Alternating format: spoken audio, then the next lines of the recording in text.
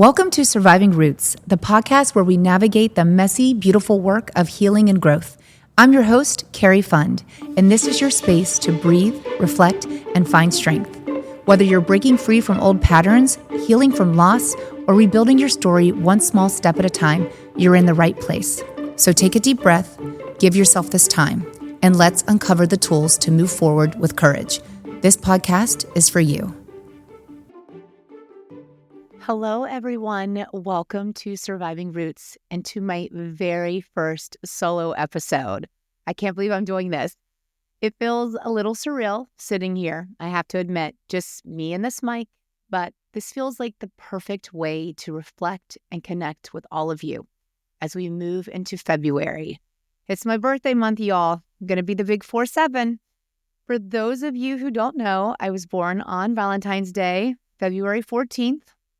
Ironic, right? A day dedicated to love, yet for so much of my life, I didn't know what self-love was. I didn't know how to love myself.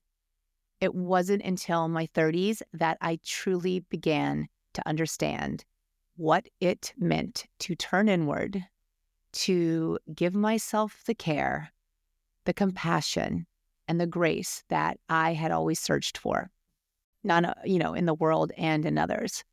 For anyone who's ever looked at their life and thought, this can't be it, let me tell you, it doesn't have to be. We don't have to live by our circumstances. We can change everything with our choices.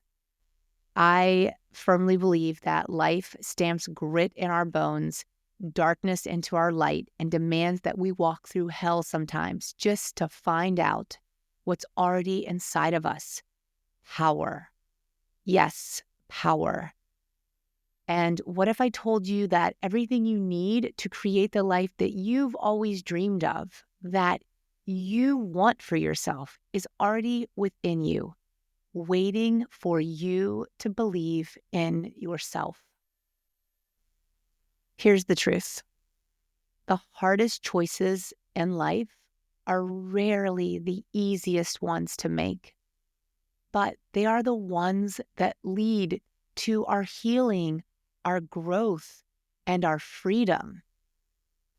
You know, I grew up in what looked like an ideal life on the outside. I had a nice house, we had nice cars, and the kind of privilege, money can buy. But inside, my world was lonely. My family was broken. My parents divorced when I was very young. I lived with my single mother and a single mother household until the age of 14, where my mom was physically present, but emotionally completely unavailable. Then I moved into my father's home, probably around the age of 14, and my dad was too busy with his social life and drinking. He was an alcoholic. He was too busy to be a parent. And there I found myself yet alone again. I never had the love and guidance or direction from my parents growing up. Just extremely high expectations placed upon me by people who honestly were failing me their entire lives. I became a kid managing adult emotions and navigating adult consequences and conflict. From the outside, yes, it looked like I had it all. I was an all-star athlete, the perfect student. I strived, God knows, to be the perfect daughter. I thought if I could be the best, I would be lovable. But all I was doing was starving myself, both physically and emotionally, to fit into a version of myself that wasn't even mine. This story that I was living wasn't even mine. It was my parents'. And I know a lot of kids go through that. Somehow, I don't know, someone, recently asked me when I knew my parents were toxic. And you know what the funny thing is? I didn't even have to think about it. I told them that I acknowledged my parents were toxic and my family was broken when I was only 8 years old. Truthfully, I probably knew before that because of the environment that we lived in, before they even divorced. I know parents might not want to hear this, but our kids know who we really are by a young age. I definitely say by the age of 10, I did. You can't hide from them. Our children are always listening. They're always watching us. And even though we may lie to ourselves, they can see our truth. By the time I was 8, I knew that this wasn't a happy family that I was growing up in.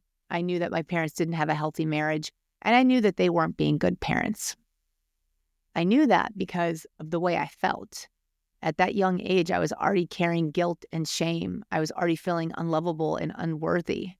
And it wasn't by material things. It was just by the way that I felt in that house, the things we didn't have. We weren't having family dinners. We weren't laughing together and having, good night story moments together. We weren't smiling and laughing and hugging. And I knew this not only by the way I felt, but just by the tiny whispers that I was saying to myself, that I didn't even know what my inner voice was at that age. But I heard it and I knew it because I felt it. And that poses a question, why do we trust the voices outside of us more than we trust the ones within us? That's a big mistake. And that whisper at 14, the one that said to me, "This isn't it, Cari, this can't be it," spoke to me throughout my entire life. Our inner voice is our compass. Your inner voice is your compass, your guide. And damn it, you have to listen to it. At 14, I faced really an impossible choice. I was terrified. I could either stay with my mother, who was physically present but emotionally absent, or I could live with a father who was physically absent and just as emotionally unavailable. I didn't have the words for it then, but what I know now, I recognize as intuition that guided me to choose the space I so desperately needed. Space for what? I wasn't sure. There was a whisper that said, "This can't be it, Cari. This isn't it."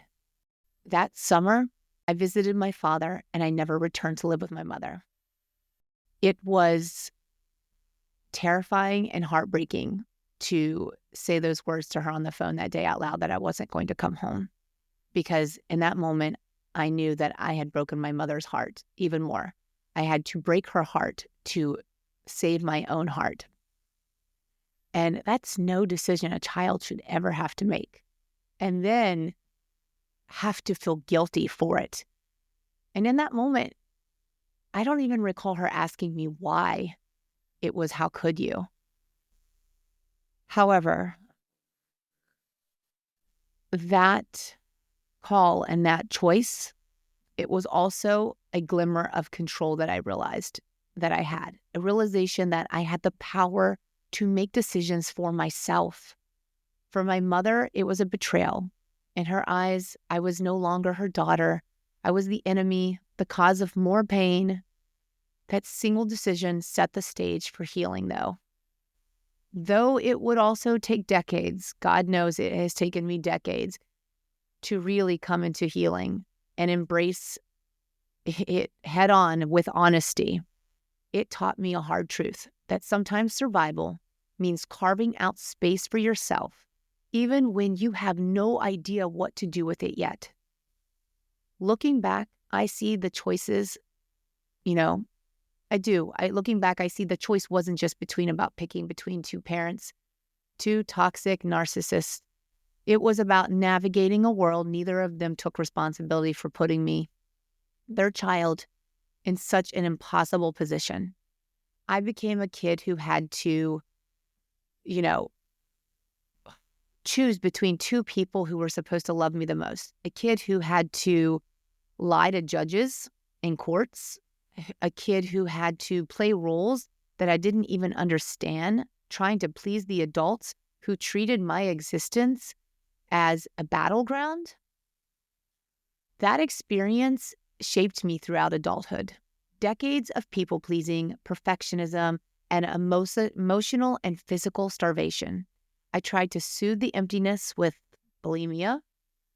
And when I got old enough and lived in New York, bulimia and martinis. Pain and control were the currency, and I had to play along to stay afloat.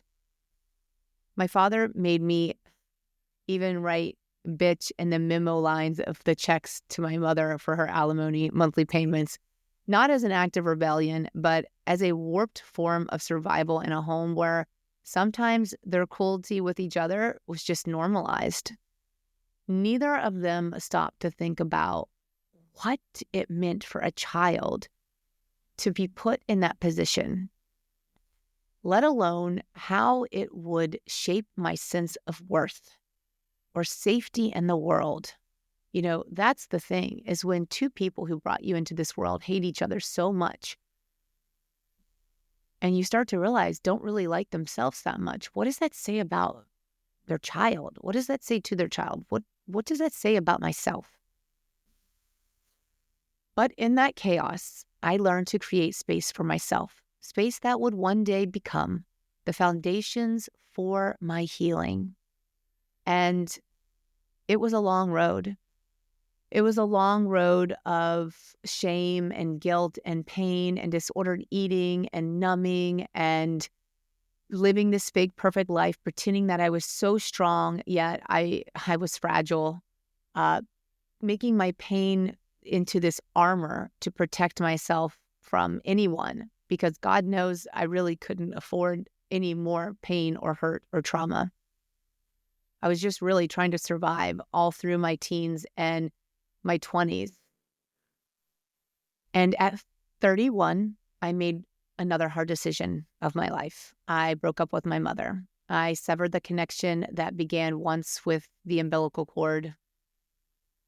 It was both heartbreaking and liberating. I don't know how I can make that make sense, but it was heartbreaking and liberating at the same time. Her absence hasn't left a void, though. At first, it did feel like a void because I was grieving somebody that was still alive. But in that void, it also gave me space to rise. My estrangement with my mother became my journey to empowerment. My mother has never met my children and has never seen the family that I have fought so hard to create. She is only like a couple-hour flight away, but emotionally, she's light years from the life I live now. And the man who drank his way through my childhood, my father, is now a loving and supporting grandfather to my children. That transformation didn't happen overnight or without boundaries. I had to reparent myself first, learning to set firm limits that forced him to show up in ways I never thought imagined. I never thought could happen. He's not the dad who sat in the bleachers at my games or celebrated my milestones. But today, he's present in a way I never thought possible. It's a process of setting boundaries and letting go of expectations and making space for growth, both mine and theirs. So, here's the question I want you to ask yourself, because I had to ask myself this question a long time ago. Do you believe you're worthy? Worthy of peace, of joy, of love? Because if that answer is yes, then you have to make the choice to take action. Not tomorrow, not next week, now. And honestly, even if you don't think you're worthy, I'm going to tell you right now, you are. So even if you don't believe in yourself that you are worthy of any of those things that I'm talking about, I'm telling you, you are. You are. During my unhealed stage, I numbed myself. I buried my pain under perfectionism, under work, under studying, and the need to prove myself. I lived in those libraries in grad school for 11 hours a day. I worked 80 hours a week. I kept myself so busy. Even once I became a mother, I kept myself so busy with every parent obligation I could say yes to. I was in a constant need of proving myself for decades. I'd stay in toxic cycles because the fear of rocking the boat felt greater than the pain I was living in. But during my healing, everything shifted. For me, I turned to writing, to journaling, to gratitude. I started small practices, celebrating the tiniest wins, learning to sit with my emotions instead of running from them. this came with silence. Now, some of you might not like the word meditation, so let's not use that word. Sitting in silence, even if it's just a couple minutes every day, I could sit in silence and I could hear myself speak. I could take deep breaths. I could be at peace, and I could hear my inner voice guide me, speak to me. It's amazing what you can hear yourself say, and even what you need to hear yourself say to yourself, if you just allow yourself to hear yourself. And that comes in silence. And silence can be really scary during the beginning of all this. It can be so scary. But fear is not there to turn you away from things. Fear is your compass. It is there to tell you what you need to face. So learning to sit with my emotions instead of running from them has allowed me to build this community that has reminded me that I'm not alone, and I was never alone, and you're not alone. And here's the most beautiful thing. I've learned that freedom from guilt and shame is just a choice away. I want to say that again. The freedom from guilt and shame is just a choice away. That choice isn't easy, but it's there for you, and it's waiting. You were born with grit in your bones. Everyone that's here with me today listening, I want you to know you were born with grit in your bones. You're not here to just exist. You are here to live. You are here to blaze your own path, to rewrite the narrative that's been handed to you, whether it's been through a toxic upbringing or a life circumstance or a consequence from a choice. We can't control our upbringing or our circumstances that life throws at us, but we can control how we heal, how we grow, and how we move forward. No matter where you are in your journey, whether it's your first step or the 100th, I'm here to meet you where you are. If you are struggling, I hope you know this. You are not broken. You are becoming. I've always told myself that if I ever made it through all this pain, that my mission would be to inspire others to do the same, to make the choice to do better by choosing better. And even if it's just one person, because that one person, it could have been my mom growing up. It could have been me in my 20s living in New York City and feeling completely lost and alone. It could have been me as a pregnant mom, terrified of becoming a mother because I didn't even have my own mother to guide me or to even teach me how to be a mother. My journey has been shaped by grit and grace because there's always love. It's just buried under a lot of our pain and trauma. You know, from the back roads of West Virginia to the hustler that I was in New York City, and even the mom and woman navigating this glitzy, sometimes superficial life in Miami, I always know that my Grandma Jo, a southern star shining down from heaven, is guiding me. Because growing up, she always said to me, repeatedly, Cari, don't worry about that mule going blind. Just keep loading the wagon. And I'll never forget that. Don't worry about the mule going blind. Just keep loading the wagon. Because life is hard. It is work. But we have to keep going. So I want all of you to keep going, to keep loading the wagon and not worry about the mule going blind. So as we head into February, my birthday month, I want you to ask yourself, what do you need to let go of? What hard choices are you avoiding? And what would it look like to you finally choose yourself? And what would it look like to finally choose yourself? Remember, every hard choice you make is a trophy. It's an invisible trophy that only you can see. Setting boundaries, that's a trophy. Letting go of guilt, that's a win. Stepping into the person that you are meant to be, that you want to be, that's a win. Thank you for being here, guys, for listening, for being a part of Surviving Roots, for your DMs and your likes and your comments, and just being present in my life and part of my journey. Some of you may not realize this, but even though my healing journey began at 14 when I made that tough choice, and again at 31 when estrangement led to my empowerment, and through my suffering and through my healing and through me owning my shit, and for me turning up the volume on my voice and saying this shit out loud. I want to thank you. My hope for you is that you find your way to healing physically, emotionally, mentally, and spiritually so that you can live a life wholeheartedly. Nothing can hold you down. I want you to let your pain push you forward. If this episode resonated with you, I'd love to hear from you. Send me a message, DM me, send me an email, share this episode with someone who needs to hear it, and let me know. I want to know, what's the hard choice you're ready to make? Here's to a year of healing, growth, and stepping into the life that you deserve, that you want. You've got this, and I'm cheering you on. Thank you for joining me for this week's episode of Surviving Roots. I hope it gave you something meaningful to carry with you.